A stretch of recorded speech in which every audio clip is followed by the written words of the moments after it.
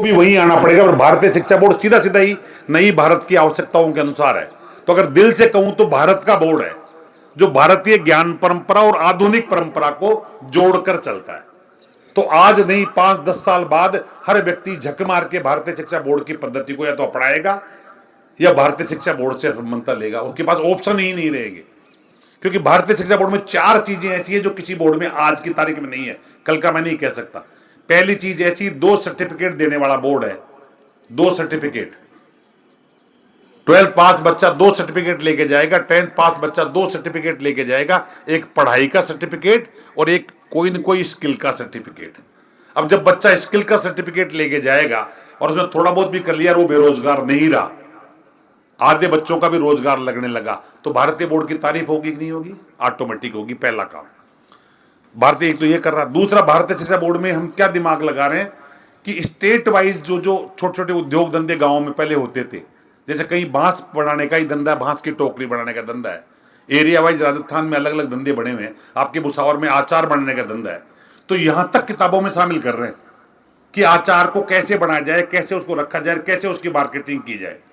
तो बच्चे को क्या सिखाते हैं भारतीय शिक्षा बोर्ड कि तेरे के पास पैसा नहीं है पर तुझे बोलने की तगड़ी कला है, मार्केटिंग कर सकता है, तो तू क्या कर, ऐसे 3 बच्चे ढूंढ जिसके बाप के पास पैसा हो, एक के पास जमीन हो और एक के पास ये जुगाड़ बनाने के मजदूरी करने का हो।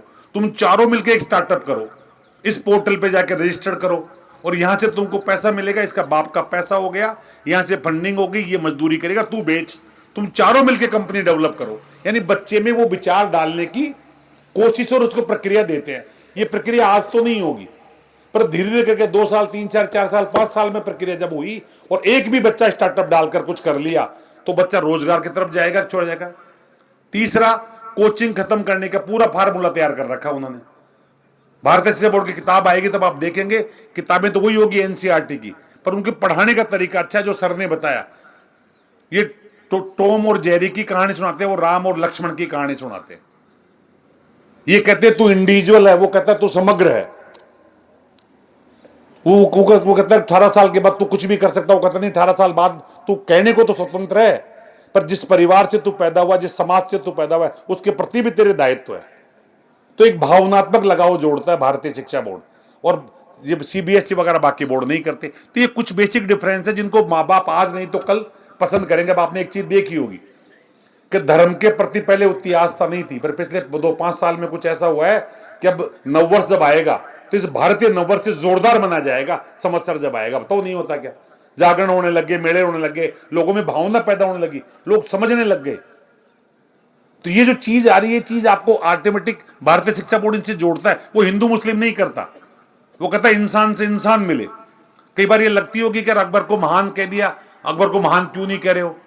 तो बड़ा जोरदार जवाब दिया जो भारतीय शिक्षा बोर्ड में और बाकी जगह है। उनका का आपका मुझे 2 जवाब मिले जो मतलब आप इससे सहमत होंगे। मैंने किसी आईएएस अफसर से पूछा, मैं कह राम मंदिर क्यों बनाया यार, क्या जरूरत है राम मंदिर बनाने की, वो दिल्ली में पोस्टेड है, वहां कोई अस्पताल बनाते, स्कूल बना देते, क्या मतलब है यार धर्म का जहर फैलाओ तुम। तो उसने कहा अनिल जी थोड़ा सा मुझे एक सवाल का जवाब दो, आप कहाँ रहते हो? मैं जयपुर में।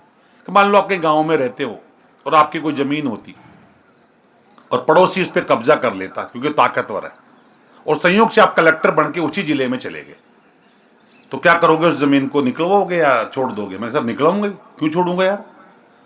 ठीक है, मेरे पिता उस दिन सक्षम नहीं था, वो ताकतवर थे, तो उन्होंने कब्जा कर लिया, आज मैं कलेक्टर हूं उस जिले का। अगर अपने बाप की जमीन निकला, धिक्कार है मेरा साला जीना। जमीन मेरे बाप की जमीन है, लीगली जमीन है, उसको हक तो दिलाऊं।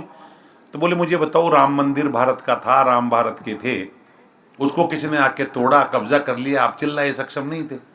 आज साले आप सक्षम और आप भी मंदिर नहीं बनाओ तो डूब मरो साला। आपने किसी की छीनी नहीं, अपना पुनरुद्धार किया है। उस जगह तो गलत करते हैं मोदी जी, सरेआम बोलना चाहिए कि जो जो चीज मेरी थी तुमने छीनी, तुम ताकतवर थे, मैं चिल्लाता रहा, आज मैं ताकतवर हूं, मेरी चीज वापस ले रहा हूं, मैं तो छीन भी नहीं रहा। छीनना तो वो कहता है कि तेरी चीजों को तोड़ के मंदिर बना दूं।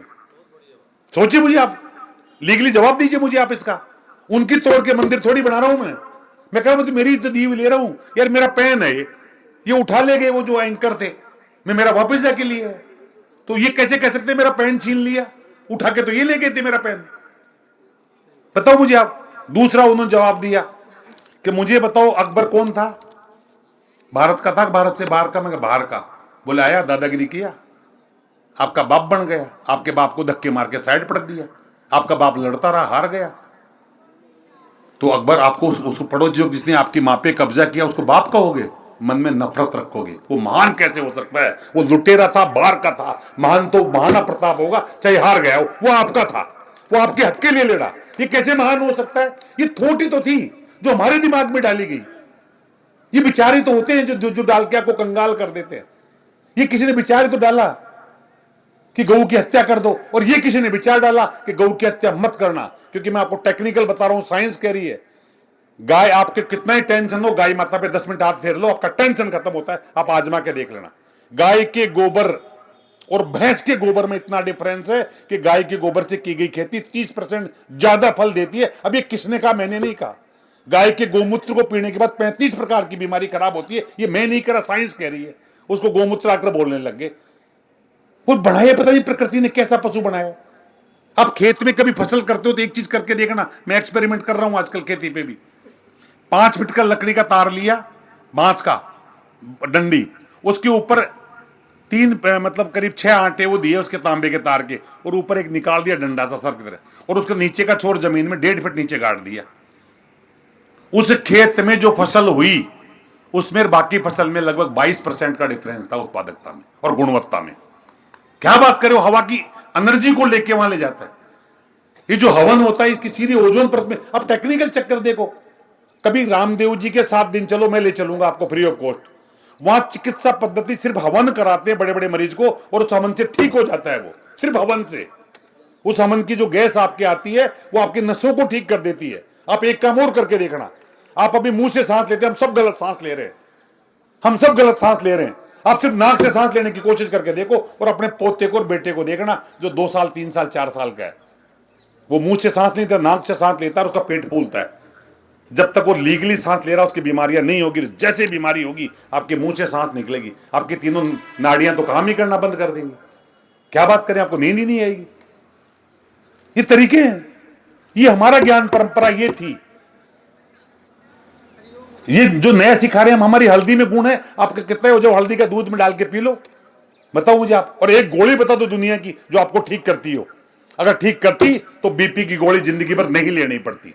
ठीक करती तो हार्ट अटैक होने के बाद एक स्टंट डल गया, दोबारा स्टंट नहीं डलता। ये ठीक नहीं करते, ये दबाते हैं। जैसे समझिए कर पाए आप, टाइलें लगा लेते हो, टाइल क्या करती है? लीकेज को दबाती है, खत्म नहीं करती। मानते हो या खत्म करती है? आपको दिखेगा नहीं, क्या हो गया? तो नहीं दिखने से बीमारी तो नहीं गई ना। अगर बीपी की गोली से बीपी की बीमारी जाती तो गोली रोज क्यों लेनी पड़ रही है? बुखार की गोली से बुखार की बीमारी जाती तो रोज क्यों लेनी पड़ रही है? वो क्या करती है? उसके असर को दबा देती है। और थोड़ी देर बाद जब फिर आप कमजोर होते हो, उस गोली का असर कम होता है, वो फिर खड़ी होगी। इट मींस आपने समाधान नहीं किया। पैसा मांगने वाला आपके घर आया, आपने कहा 2 महीने बाद दूंगा, फिर वो 2 महीने बाद आ गया, कहा 6 महीने बाद दूंगा। आपने पैसा नहीं चुकाया, वो तो मांगता रहेगा जब तक जिएगा। ये एलोपैथी है। और आयुर्वेद है कि पैसा मांगने वाले को सल्टा देता है, या तो देता है या मना कर देता है कि नहीं दूंगा भाई साहब, मैं तो डूब गए समझो। तो आपने एंड तो किया। तो ये परंपरा और सिस्टम का सवाल है। तो भारतीय शिक्षा बोर्ड कुछ ऐसी चीजों को, जो बेसिक चीजें हैं, उन पे काम करके करता है। नंबर ये तो हुई इसकी विशेषता, औरों से अच्छा मान्यता के मामले में बराबर है। आप आरटी का फायदा ले सकेंगे, बच्चा एक स्कूल से दूसरे स्कूल जा सकेगा, किताबें एक दूसरे स्कूल में जाएगा तो ऐसा नहीं इसकी किताबें अलग है, पढ़ाई का तरीका जरूर थोड़ा अलग है, पर उससे किताबों का किताब वही पढ़ाते हैं जो आप पढ़ाओगे, उसी किताब को ये अलग तरीके से पढ़ा रहे हैं, अच्छे तरीके से। जैसे स्कूल तो आप भी चलाते हो, दूसरा चलाता है, कोई अच्छा चलाता है तो उसका अच्छा चल जाता है, जो नहीं चला पाता उसका कमजोर रह जाता है। तो स्कूल तो दोनों बराबर हैं, तो टेक्निकली ऐसा कोई अंतर नहीं है। मान्यता के नियमों में भी कल बताया था मैंने, 8th से सीधे 12th करा सकते हो।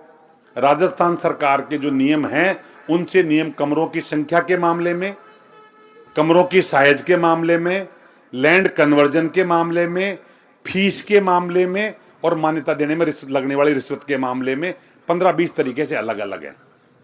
भवन शिक्षा प्रमाण पत्र ये भी मांगते हैं, पर ये कहते हैं अगर आपके पास पुराना पड़ा है तो पुराना दे दो और नए की अप्लाई करके रसीद दिखा दो, जाके उसको पैसे देने की जरूरत नहीं है।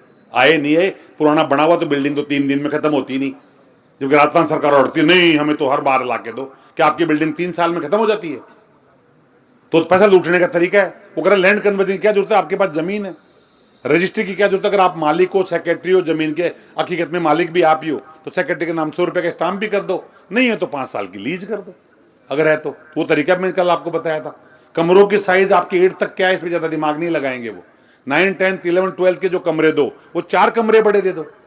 अभी नहीं है तो कोई दिक्कत नहीं, आप कह दो साहब मैं एक क्लास की मान्यता लूंगा, इस साल 9 चलाऊंगा तो 1 कमरा दे रहा हूं, अगले साल 10 चलाऊंगा